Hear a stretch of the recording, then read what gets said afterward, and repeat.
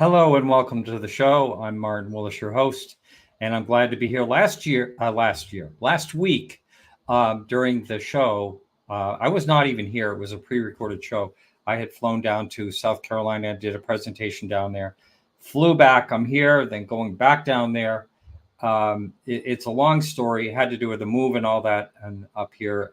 And anyway, I'm real excited about our guests. We have Darcy Weir. He's been on the show quite a while ago. One time, he's got a really interesting movie I watched the other night, and it's Transmedium Fastmovers and UFOs, and exploring the depths of the unknown. And he's going to be on with Andy Marcial. And Andy, I've been in touch with before. He recently leaked some really interesting videos. We're going to be talking about that. I'm not sure if we had the time to actually bring those up. This is the 19th of March. It's the equinox. It's spring here in the Northern Hemisphere. And there's also on the 15th last week was the International Contact Day. And Charles Lear wrote a blog about that. You can check that out on podcastufo.com. For right now, I'm going to play the trailer for the film that we're going to be talking about today.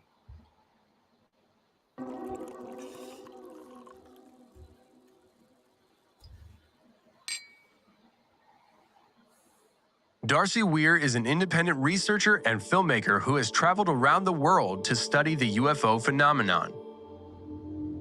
Back in August of 2020, under a shroud of secrecy, the UAP task force was clandestinely brought into existence within the shadows of the enigmatic U.S. Department of Defense. My questions regarding this phenomenon led me to American oceanographer and retired Rear Admiral Tim Gallaudet. How long did you serve for the Navy and work for NOAA? I served in the Navy for 32 years, and I then worked for NOAA after that for about 3.5 years. They're coming from somewhere.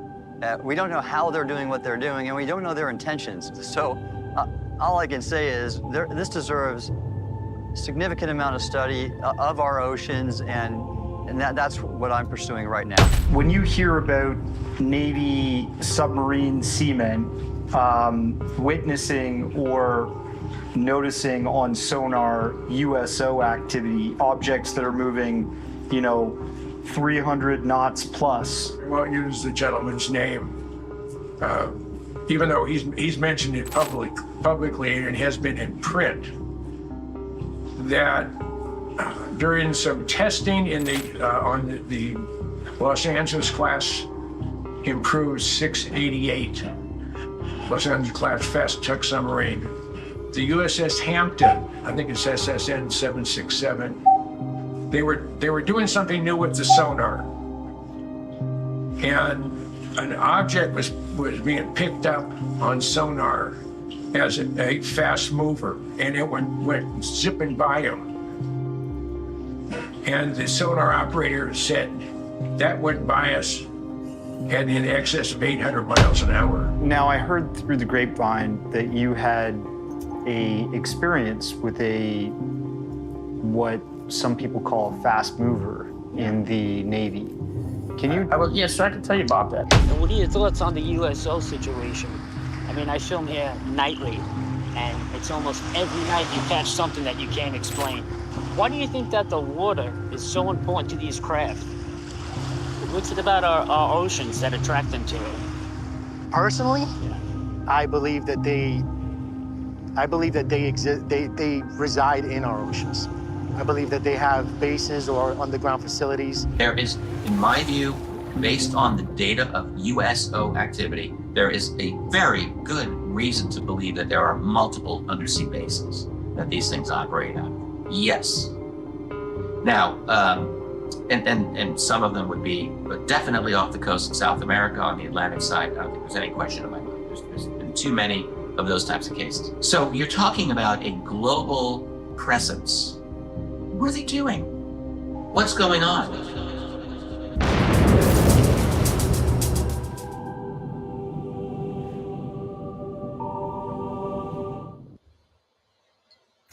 All right, so we're back, and we're going to bring in our guest now.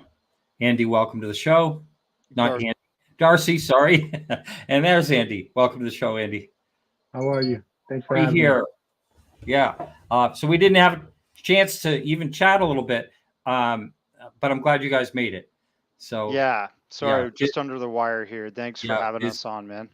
Yeah. Yep. Well, welcome both of you. I did get to watch the show. Darcy, you've been on before. Andy, you and I communicated with email. I don't know if you remember that, about 2 or 3 years ago. Did we?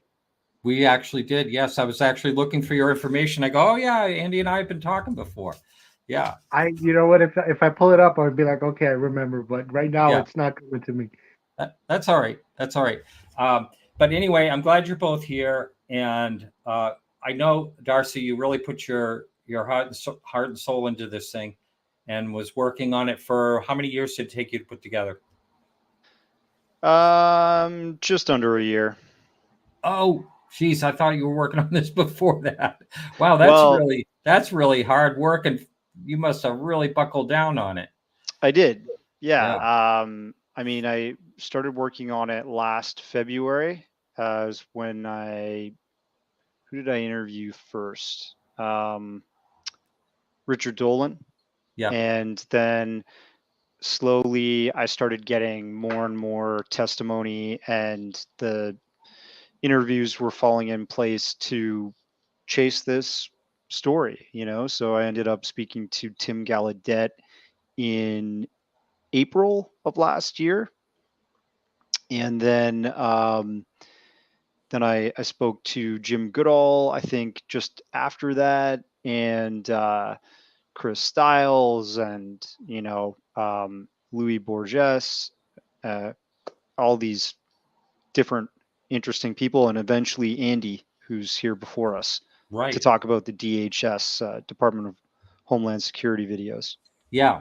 And I don't know, Andy, we didn't get any time to speak, but I was hoping that you may have them possibly available. If not, that I can pull up on, I may be able to pull up something on YouTube, because I know this is short notice, just starting to talk to you now, but I wanted to be able to show those to our audience, but I can always link them.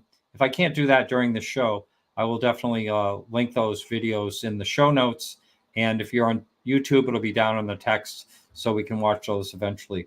But those were fascinating, those videos that you got a hold of. I don't know if we want to dive into that yet, but I think I would like to talk a little bit, if possible, about the USOs in general. The first time I had ever heard the term or heard a story about it was Mark D'Antonio and I have been friends for well over a decade now. And the first time I heard him tell that, and it is just crazy, that this thing could go at such speed underwater. And, I mean, it doesn't make any sense. And this is decades ago. This isn't just something recent. So, I know that there's there are new, technologies today where I believe a torpedo can fire a jet of air out in front of it or something and move pretty fast. But we didn't have that technology. Thank you, Darcy, for putting that in. Yeah, you're talking about supercavitation, which is that sort of like steamed envelope that shot out the front of a submarine's torpedo, and it creates that ability for a torpedo to move through the water with like less friction than normal, which allows them to go around like, I guess, 170 miles per hour or something like that tops. But these objects, these USOs that, Bob McGuire, who's the guy in the trailer, Jim Goodall brings up an individual that was on an SSN 767 and witnessed this object zooming by. That was actually this individual named Bob McGuire, goes by Science Bob online. And I think that was in excess of 600 miles per hour. Amazing. And then Mark D'Antonio's testimony where he witnessed something very similar to that on his very first trip on a submarine. So Yeah. it might seem strange, but it might be a common occurrence for some of these submariners. I don't know if that's true, but it seems that, people are witnessing this a lot. Right. And Tim, I was lucky enough to get Tim on the show. I don't know, several months ago, maybe 6 months ago or something like that. And I really am very thankful for the quality of these type of people. When I say quality, I mean, a rear admiral, having the guts to talk about this type of thing and looking into and exploring it. I think it's it's such a plus to the UFO community and people that are looking into this. It gives it much more credibility. People pay more attention when there's someone of his ranking looking into this topic. So absolutely, yeah. And I don't remember. I watched your film. I thought it was very good, but I had not heard him really talk about any firsthand experience. But then I did remember that he talked about the email. Actually seeing the email, and that's in this film too. Basically, an email comes into him. It's unexplainable of what they're seeing, and the next day somehow the email just disappears because he probably wasn't supposed to be on that email chain. Well, no, I think he was supposed to be on that email chain. The whole point of that situation was that it was a safety of flight risk. The UAPs were possibly going to be a danger to the exercises that were happening, right? And that's right. Yeah. So one of the people in his chain of command wrote that email on the IPSec secure email server the Navy uses, and they said, hey guys, like, I've attached a video. There seems to be these objects flying in our test range or whatever. They seem to be a possible safety of flight. Could you check this out? Should we scrap the exercise? Like that type of stuff, right? And that was alarming to him and the people that were on that thread, because it takes a lot of money and a lot of planning to put together those exercises. And the next day, that communication was removed from their email servers, so from their emails directly, and he couldn't see the video again. And this was years before the 2017 groundbreaking, like, New York Times release that Leslie Keane and Ralph Blumenthal worked on. And soon after, the Tic Tac, the Go Fast UFO video, and the gimbal UFO came out, and the video he was discussing was the Go Fast UFO video. Yeah. Now, I have a military person that I do this other show called UAP Crossfire. I'm not going to be able to do that this week, but he is a former military helicopter pilot, and also, he pilots. He even does some test equipment, things like that. And he's,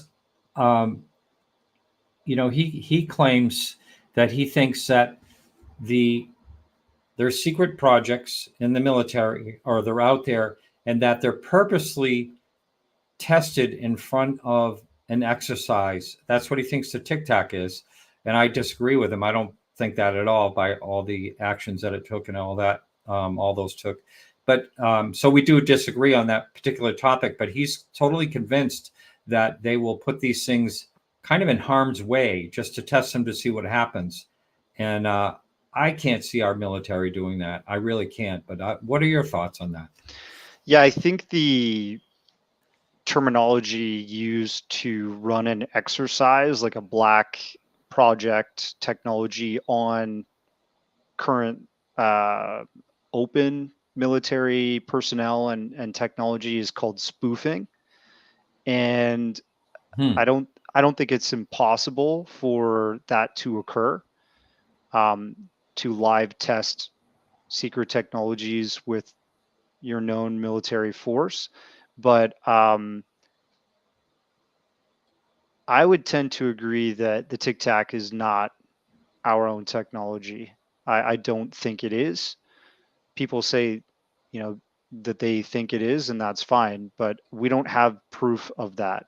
And we don't have proof, 100% conclusive proof that it's extraterrestrial. Yeah. We just have opinions. And I do know that we do have strong witness testimony from David Fravor and Alex Dietrich that they saw some kind of larger object under the surface of the ocean where Yes. the Tic Tac was originally emanating or located when they came upon it. So I think the object that was below the surface there was a USO, and possibly the Tic Tac was used to distract the pilots away from the USO. That's interesting. One of the things, though, and I believe it's brought up in your film, is when they talk about these transmedium going from air to water and water to air, that there's no splash. I mean, that's something you hear, and no sound barrier broken when they go to excess speeds of the sound, speed. So I guess the question is, this thing in particular was bubbling up under the water, so I don't know if it would fit what we think of as when we do hear about these USOs, causing no water disturbance, that type of thing. Or maybe it was done purposely. I don't know. Well, I think there's a mixture there. It's not black or white, one or the other. I think there are cases where we do see UFOs exiting the water or going into the water with some kind of splash. Oh. And then we have cases where there isn't. But if you think about,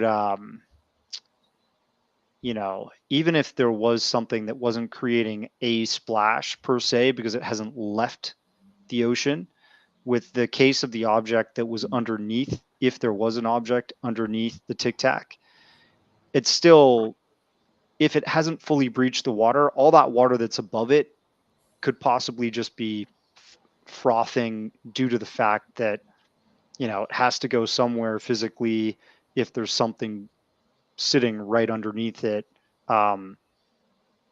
staying transitory while waves and all that other stuff are moving around. So that could have been part of it.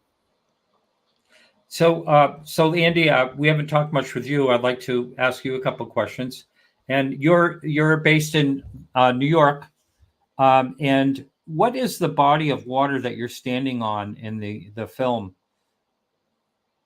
Is that the ocean? Yeah, that was right by, you're talking about when I was speaking with Anthony, right? Yeah. Yes. Darcy, I don't even remember. What was that? That was we Staten just literally Island. picked it. Yeah, it was off Staten Island, but I think it was like last minute for us to walk over there and shoot that part. So yeah. And so, what type of interest do you have? An interest also in the USO phenomenon as well as UFOs? And I know you've really been doing a lot of research over the years. So I guess what is your main type of research that you normally do? mine is more based off of personal experience. I've kind of been exposed to this like forcefully, I guess you could say. Yeah, I remember you saying that. Yeah, kind of didn't have a choice in the matter. So because of those experiences is why most of my life since then was trying to figure out what I saw and why I saw it, and what's behind it all. And that's what led me down to starting my page and eventually getting contacted by the DHS individual, the Border Patrol individual who leaked me the videos that I got.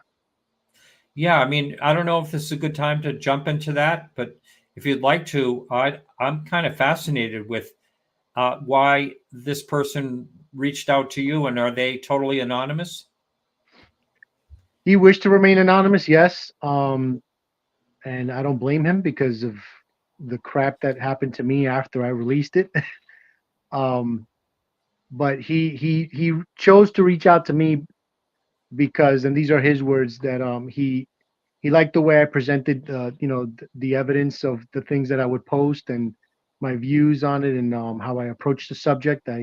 Tried to I try to put out as much factual information as possible, because before I started the page, I was complaining a lot about how much crap was out there and how much nonsense information was being posted by a lot of channels and pages that was clearly fake and false, and people were believing it. So Yeah. decided to do something about it instead of complain about it. Yeah. Yeah. Well, that's good. We definitely need people like you out there. But so if it's all right, I'd like to play a couple of these, these videos, at least partially play them, and just so people can see what they're about. Let's get this one going here. And let's see, I'm going to bring this up. So I do believe that we're able to talk over these. The mics are still working. And so if you'd like to tell us what we're seeing right here. So that's the A10 Warthog footage, where two agents on the ground in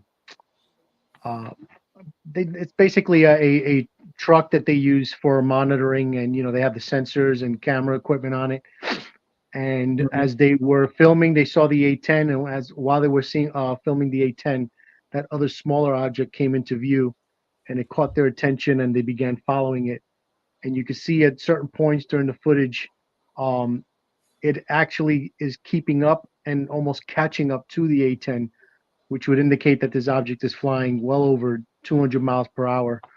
So and people had tried to say that was a bird, but when you use FLIR, you could see that as you look at the A10, there's very clear and definitive shape to the A10, which would mean that if this was a bird or a bat or anything, it would have that much definition as well when it comes to identifying what this could be. The fact that is not visible in the footage is one of the reasons why, as you can see, the agents were focused on it, because they couldn't figure out what it was. So that was one of the reasons why they, this video made it into one of the folders that the other two were at, because it was considered anomalous and they couldn't figure out what it was they were looking at. And what's the heat signature type of situation on this? On that one, I believe the object was emitting heat. So yeah, I think right there is white hot, if I'm not mistaken, because it kind of switches between the two. So that object in particular is emitting heat. The odd thing is that when you look at it, it almost looks like it's pulsating in a sense. And some people try to attribute that to a bird, but at that distance where you just saw that last clip that you had, you would have been able to see full detail if it was a bird. You would have seen the wings, you would have seen the head, you would have seen the tail. I mean, it would have been clear as day that it was a bird, but unfortunately you didn't see any of that.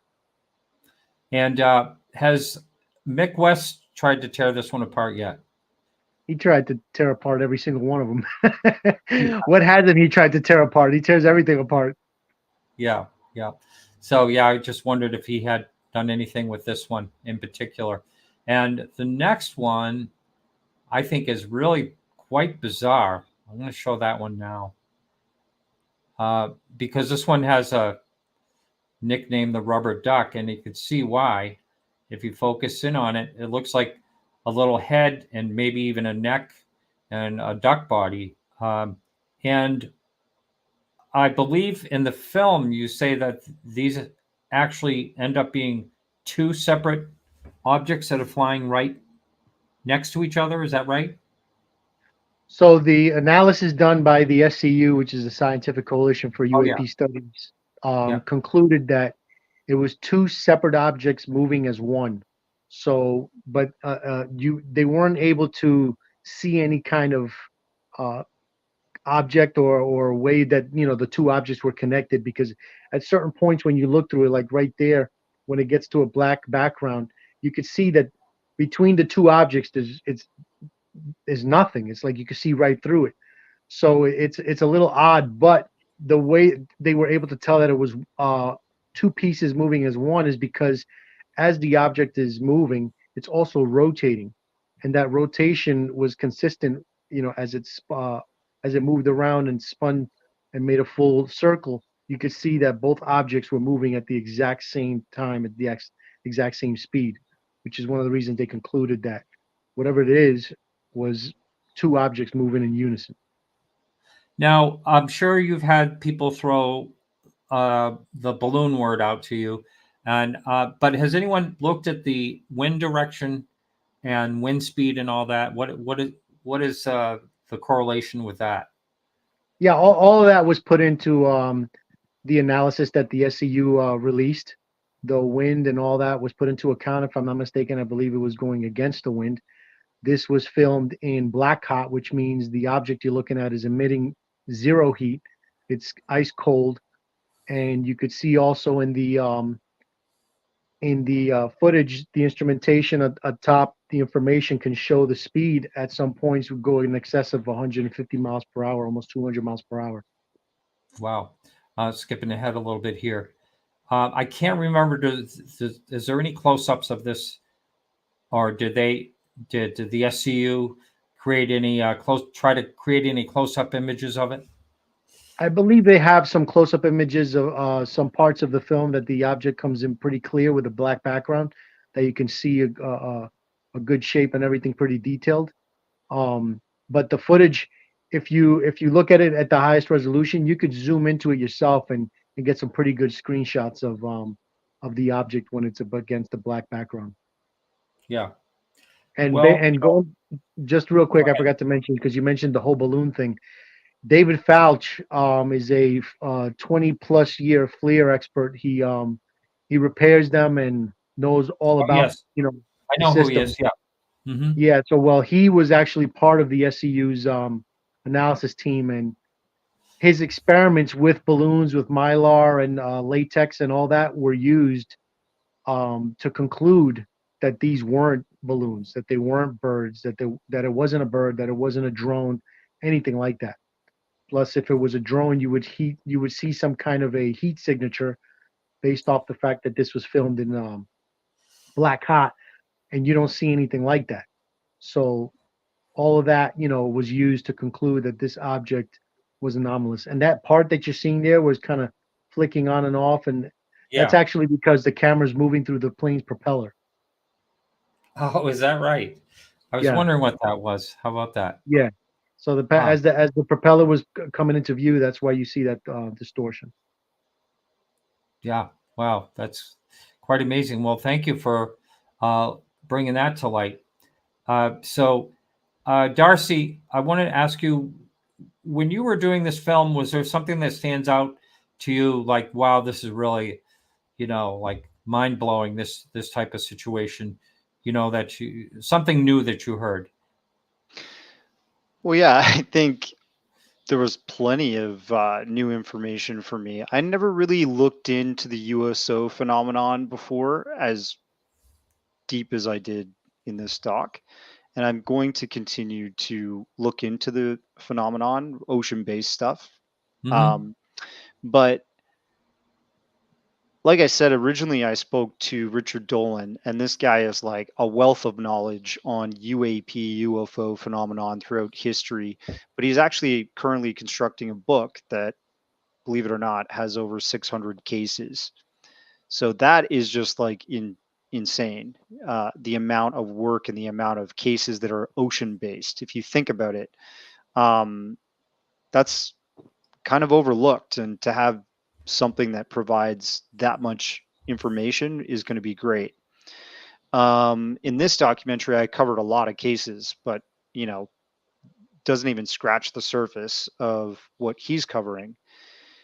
So I got to cover historical cases, going all the way back to the 1800s, and Andrew Bloxham, a naturalist who sailed all the way from England to Hawaii. And when they were on this journey in an old, wood Navy vessel, they saw a USO come out of the ocean that was a bright orangish red sphere that illuminated the whole deck of the ship, and went back into the ocean and then came back out again. And so this was like a really anomalous situation. And I think there are many, many cases like that that have happened throughout history that are underreported. Right. That can't be equated with our technology, that go way back before we had anything like that. So where is this stuff coming from, right?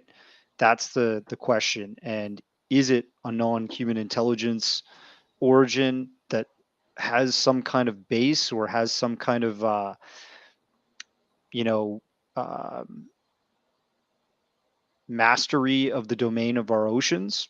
I don't know, but I'm Yeah. exploring that in this documentary, right? And sitting down with Tim Gallaudet, like you said before, was a huge win. It was amazing because he's just speaking with this regular Joe Schmo from Canada that has an interest in the UFO community and interest in the UFO phenomenon and USOs. And he's putting a very scientific and well-educated perspective on that phenomenon. And I was really lucky to have that opportunity. So that was like a big wow moment for me. He really educated me on what the ocean is all about. And I invite people to read the Sol Foundation paper that he just released. I dropped the PDF link in the chat there. He just released that today, and he goes over some really important stuff in that report. He basically explains, why the oceans are an important place to look for possible non-human intelligence. He explains what we know and what we don't know, like the fact that 5% of the ocean volume is known, charted, and understood. Less than 25% of the ocean bed, like the floor of the ocean, whether that's the abyss or the trenches that we know of, all the way to our shores, less than 25% has been mapped with modern technology and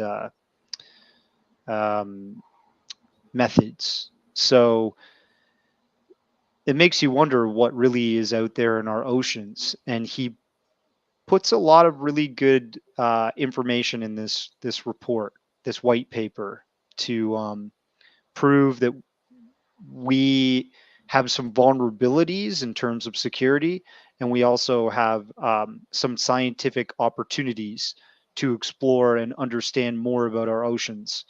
So yeah, working with him on this was a big wow, and I'm super grateful.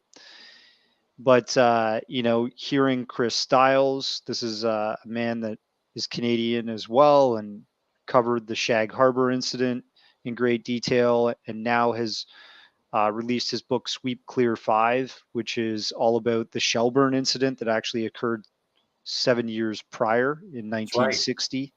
Yeah. So getting to hear about that, I had no idea about that, and how there was possible an interaction with the non-human intelligence in the ocean there. And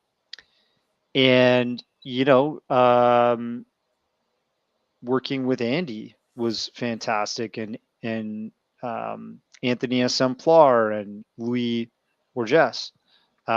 These people all have a unique perspective on what's going on, and Andy's testimony is really important because he also just like shines some light on what his experience was like when he released these UAP videos that were leaked from an agent at the Department of Homeland Security, what he went through personally by bringing those to the public and getting attacked from all sides.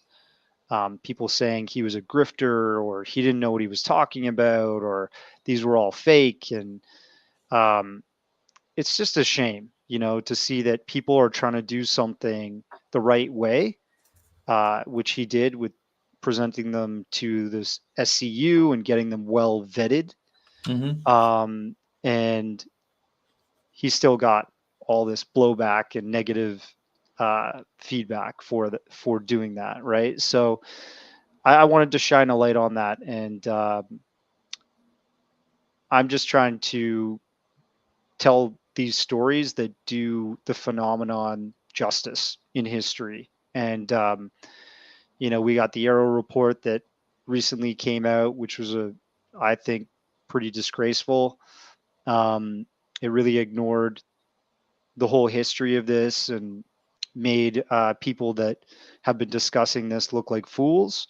And I feel like, my work is trying to prevent people from feeling like they're foolish for thinking there's something going on. Yeah. Yeah, that dropped just a couple of days before I was doing my presentation last week. So I called up Robert Powell and I said, Robert, I need your help. I said, I'm doing this presentation in front of all these astronomers, well, amateur astronomers. And I need, if you would, can I get you on to, I saw some tweets he wrote, and I said, can we address this thing? I'll pre-record with you. So I did. And he went into all the details of what was flawed about it. The minor things, but the dates were wrong on certain things. And, the shapes of the UFO, was wrong, things like that. But more importantly, he made a very good point, I thought, and that is that, okay, if there is no evidence of extraterrestrial life being involved in any of these things, then you have to tell us how you came across that. What does it mean for there to be evidence? He likened it to when they're searching for a planet, the dimming of the star, as the planet goes around it. You have to have a certain set area of evidence to say, there is no evidence of extraterrestrials. You have to have that.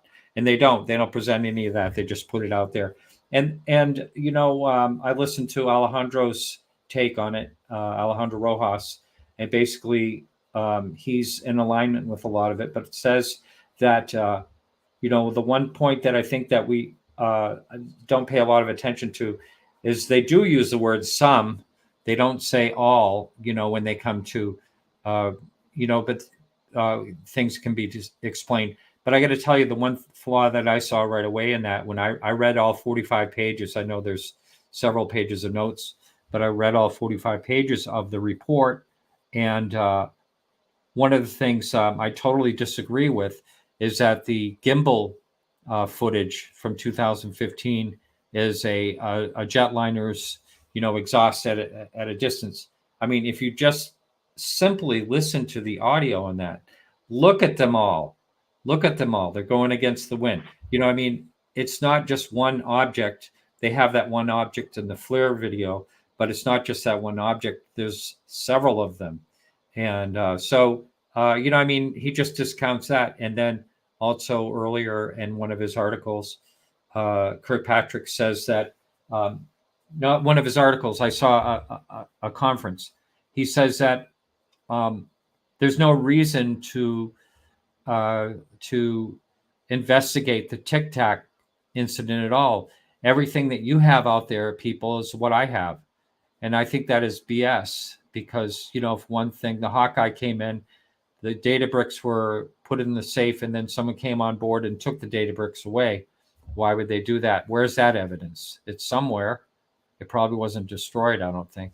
But anyway, a little distaste for that report. I haven't mentioned it on this show yet, but it could have been a little better. But we'll see what happens in volume 2. I don't have any great hopes for it, though.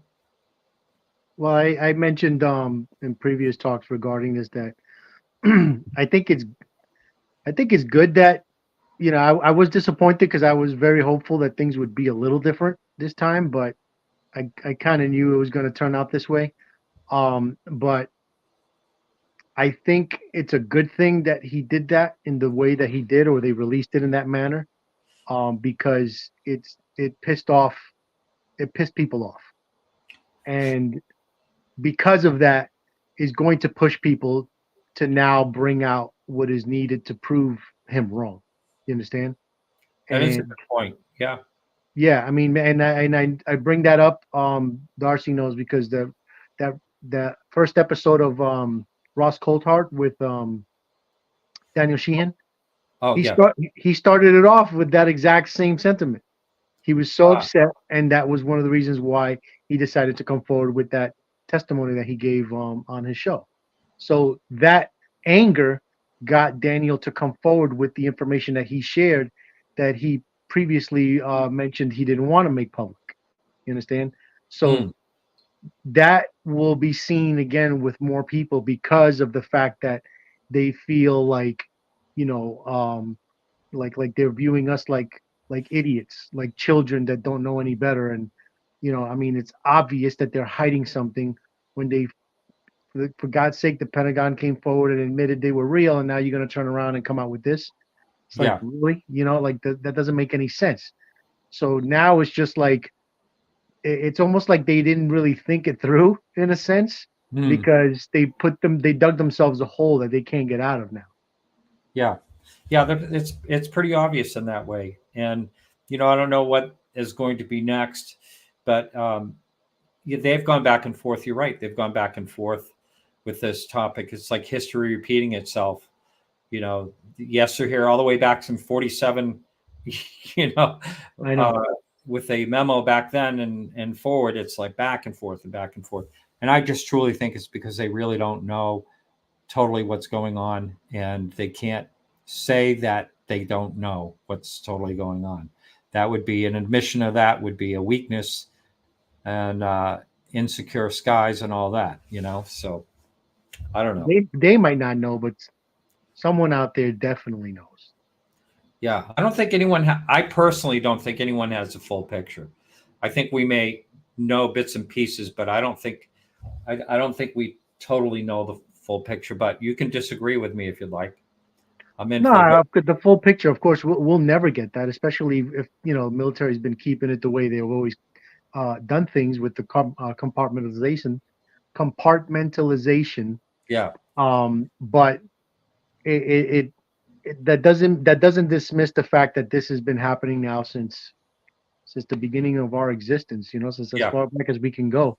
This has been something that's been spoken about, and you can't just dismiss that. You can't use it's China or Russia, you know, like how do you explain all of these other anomalies that we see in our own history that, you know, show, I mean, for God's sakes, even in cave paintings, you see things that resemble what we still see now, you know, right. Like, how do you explain that? Or in the Renaissance paintings that have them pointing up at objects in the background, just some random person standing there pointing at an object that we still see to this day, you know, how do you explain that? It's Russia and China still, you know, some other country. It doesn't make any sense. So to just dismiss that and only move from this point forward is like, okay, that's not how you do proper research and how you're going to get to the truth of this. Yeah, I did in my presentation. I don't know if I can pop this up, but I did, like, for the person, this is a presentation I did last week, for the person that doesn't know too much about UFOs. I'm going to see if I can just pull this up for a second, because I do start out very much of what you're talking about. I start out with the cave paintings and you know, because there are some amazing, and that's what I wanted to show this if I could. It's downloading now, but the cave paintings look just like the flying saucer that we know. You know, I mean, it's so bizarre. Yeah, I'm not able to pull up the video. It's not downloading or something here. Let me get even the what is it? The Aborigines with the paintings of the beings on the caves. Yeah, I mean, it's worldwide. That's another thing that you know, these things are found all over the world, and yeah, I mean, I just think we know just so little, really, and you know, we have amnesia in the past. We don't really know what really happened, you know, just by traces of things like cave paintings and stuff like that, and yeah, it's all. Now, I wanted to ask you, Darcy, just a quick question. Are you thinking about, I'm sorry I'm bouncing around here a little bit, but are you thinking about actually doing more work on USOs than what you have? That's the plan. And I plan to reach out to your contact there that you introduced me to. Scott Cassell. Yeah, eventually I'd really love to get in front of him and get his testimony and document that, you know, put a good treatment to that story. Oh, pardon me. I would just love if he could find that video, because that video exists somewhere, but he has 2,500 hours of video to sort through to see if he can find the particular So, one when that so, happened. so he has a video of the encounter he had. Oh yeah, he didn't tell you that. This is just something up in the side that I wanted to show, the cave paintings that he was talking about just a minute ago. But yes, he has. He had the video on, and he realized afterwards, while he was when the light went off, then he realized too late that he could have seen the thing perfectly with the light off, but it was so reflective that it looked, it was so bright in the camera that he just remembered, looking at the video right after that happened and thinking, wow, that was a shame he had his light on, because it was all just like a gold reflection. But yeah, if he could find that video, that I know that Man, that would be Tim cool. Gaudette is very interested in that, and so is Leslie Kane and Ralph Blumenthal and all that. Plus Sweet. Discovery Channel. Well, I would too. Yeah. I would love to sit down with him and sort through all his video. I'd be happy to put the man hours in to try and finding it with him, But Now I did connect you two, right? Yeah. Yeah.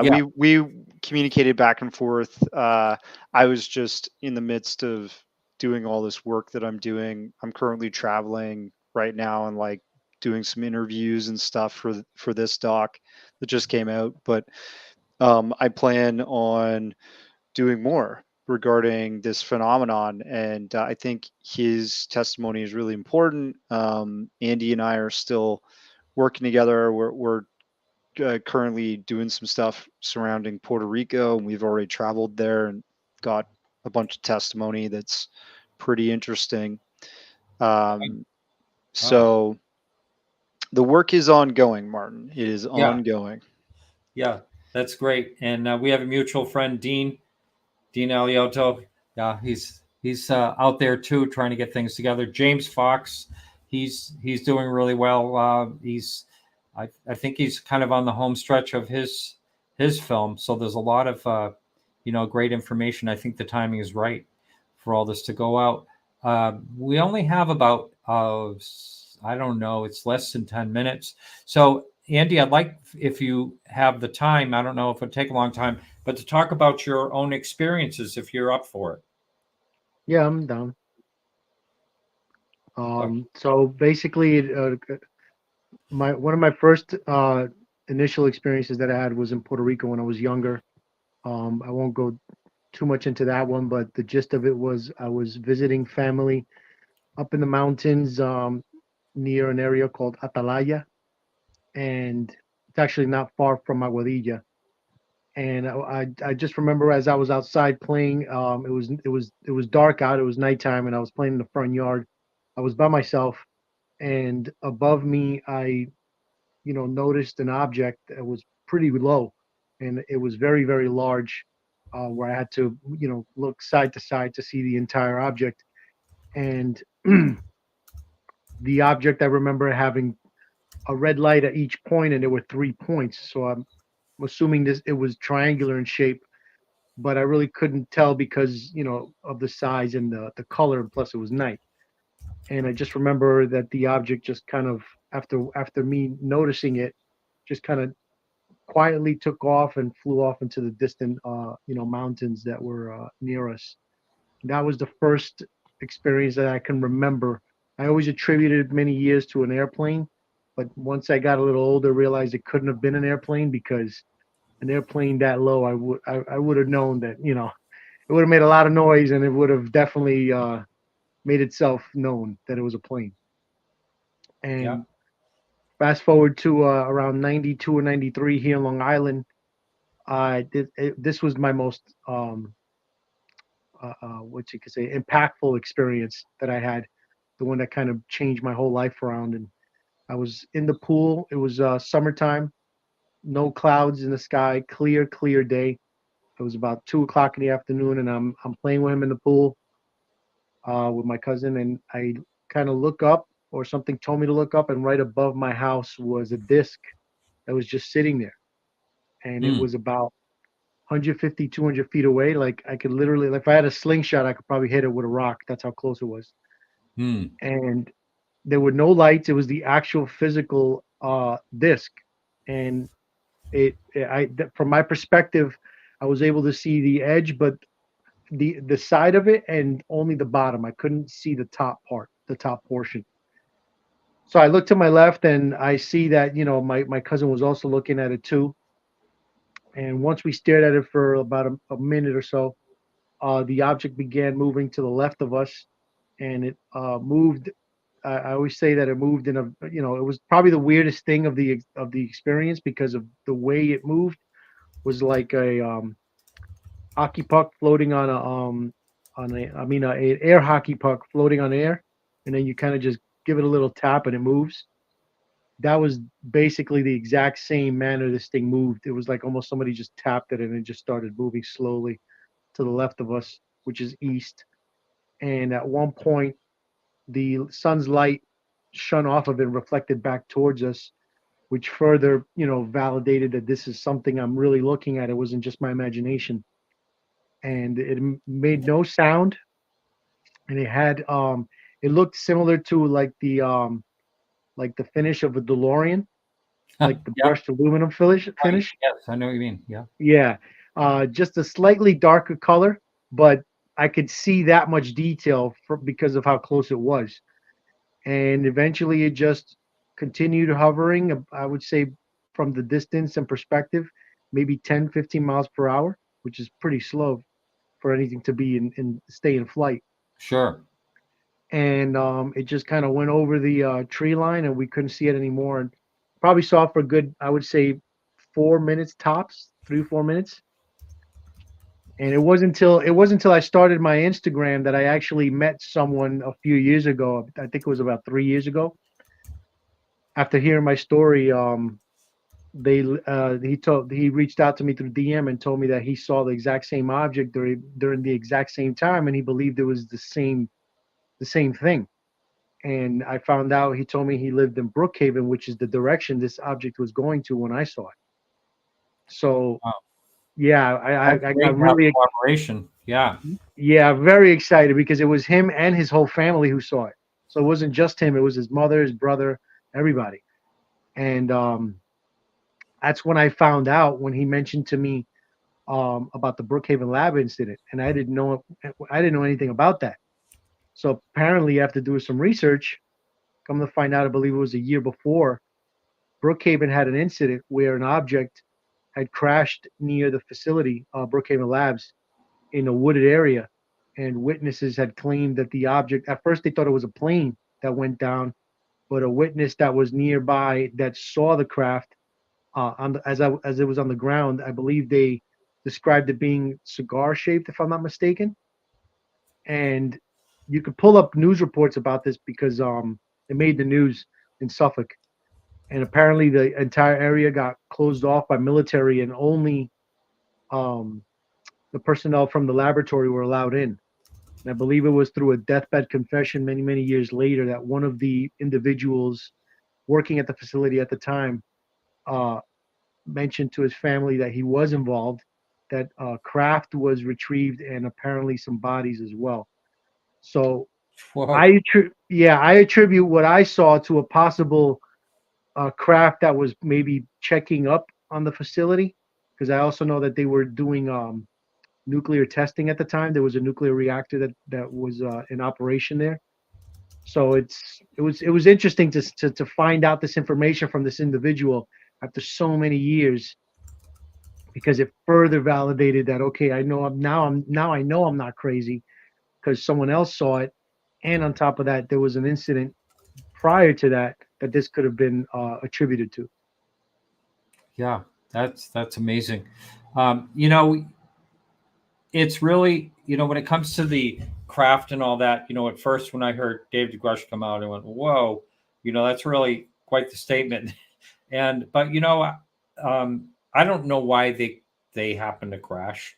I mean, that's the thing that the skeptics have a real heyday with, is talking about how they can't travel all these stars away and then crash on a planet. I mean, kind of ridiculous, that type of thing. But who knows? Maybe some of our technology interferes with some of their technology that they're just totally unaware that it would ever happen, and it happened. Like the radar, that was kind of, what the thoughts were that Roswell possibly could have, occurred because of radar. It's a possibility that there's a technology. I don't want to say that it's not possible is what I'm getting at. I'm thinking that it is possible. When I hear different testimonies from people, it seems really fascinating. And, I don't know if you ever heard of Jonathan Wygant. He was only been interviewed twice, once on my show and once 2001 by Dr. Greer. But, talks about a Peruvian, incident where they go into the jungle and there's a craft wedged into. Oh, yes. Okay. The yeah, chubby guy. Yeah. And I have this, I had an artist rendering done of what he, Oh, wow. was talking about what he saw. And it was pretty close. And the thing was changing colors like the rainbow, like a chemical rainbow. And so was the fluid. And he got some of the fluid on him, and it, burned his fatigues and rotted away, and his hair was missing and all that. But when you sit and you talk face to face with someone like that, it doesn't seem like BS to me in any type of way. He was totally traumatized. And, so there's one particular case, and that one he thinks was shot down at this Project Laser Strike they had. They had some weaponry, and he thinks that was shot down. Yeah, tomahawks, right? That's exactly right. So you did hear the interview. Yeah. Yep. I've followed Thomas Wygant. I think his testimony is credible. I do too. James Fox claimed that in 2001, when he interviewed him with Leslie Kane and Dr. Greer, they were all interviewing him. It's kind of, you wouldn't picture that today, but they were interviewing him. And James Fox said of all the people they interviewed, he was the most credible of them all. So anyway, it's very cool. Yeah. I was going to say something regarding what you mentioned before about them crashing here is, we tend to, like when we think of aliens and the fact that, something is traveling here and crossing our universe, that they're perfect. And who said that they were, Yeah. Like they could make mistakes just like us. Yeah. You know what I mean? So it's very possible that some of these things were maybe mistakes, or maybe they were unaware of the technology we had, the capabilities that we had, and were not prepared for that messing with their instrumentation. Things like that could have happened. We can't just assume that because they're far advanced that they are perfect, that they're incapable of creating a mistake. Like that's ignorant, And a good old fashioned tomahawk will take you out of the sky. Yeah. They don't have their shield, their battle shield up or something. Who knows? Or maybe they don't even have that. Maybe they're like, maybe they're peaceful. Yeah, maybe they're like anthropologists that are coming here to take a look at us, cosmic anthropologists, and they show up and they're like, "Oh my God, they're shooting bombs at us." One of the things that I think, and I do bring this up a bit on my show, is that a lot of times when you talk to even scientists about this or whatever, they're projecting human ways on something they have no clue on what type of thinking it has. Yes. And what type of evolving, and what type of, it went through a completely different thing than we did, and probably doesn't even think anywhere near like we do. I'm actually so glad you brought that up, because you know who I was listening to a talk with the SCU once on one of their channel. I think it was on their channel, but it was a few of the members of the SCU were on there, and I'm listening to them, and exactly what you are mentioning is exactly what was happening. And I'm sitting there, and it was so cringy to listen to this, because this is the organization I gave the rubber duck video to, and they did the Aguadilla footage, and to hear the explanations that they were trying to come up with, and I can't remember exactly what it was that they were talking about, but I do remember that it was so cringe that I left that exact comment, and I put, "You guys are failing before you even begin, because you're trying to attribute something that may not be from this planet with earthly explanations." I said, "And how can you possibly understand something that doesn't come from this planet?" Yeah. And the moderator actually pulled that question out, and he was like, somebody actually put, this is how he worded it. He was like, one of the viewers posted a very good question or a comment, and he read it to them, and he said it himself. He was like, that's a very good point. How can we try to explain something using Human terms. Exactly? It's just like it's impossible. You can't, because it may not be human. So how can you explain it in that manner? Right. Yeah. Yep. So yeah, we'll stay in touch, Andy, because I'd like to have you on the show again. And Darcy, you are always welcome, and especially when you get, always help you with whatever you put out for films, because you do such a great job, and I do appreciate what you are doing. And also, I know it's on Amazon. That's where I watched it, but it's also Apple TV as well. Correct? Yes, sir. Thank you very much for having us on to talk about it. And I'm trying to do my best. So, it's high praise when it comes from somebody who's been around in the community for a long time, has probably seen a lot of people come and go and discuss this phenomenon. And thanks for your feedback. You're very welcome. I'm very glad you both came on. It's been real enjoyable. The hour shot by pretty fast. I know. Thank you, though. I appreciate it. And anytime you want me on, I'm more than willing to come on. All right. Okay. Both take care now. You too, Martin. Have a good one. All right. You too. All right. So all that information's in the show notes, where to watch and all that, and plus the movie. Next week, we have Emily Louise. She's in England, I believe, and she does a lot of work on the UFO topic. An interesting guest you probably haven't heard before. I always like to have those type of guests on when I can. And thank you all very much. And remember to keep your eyes to the sky, and we'll see you next week.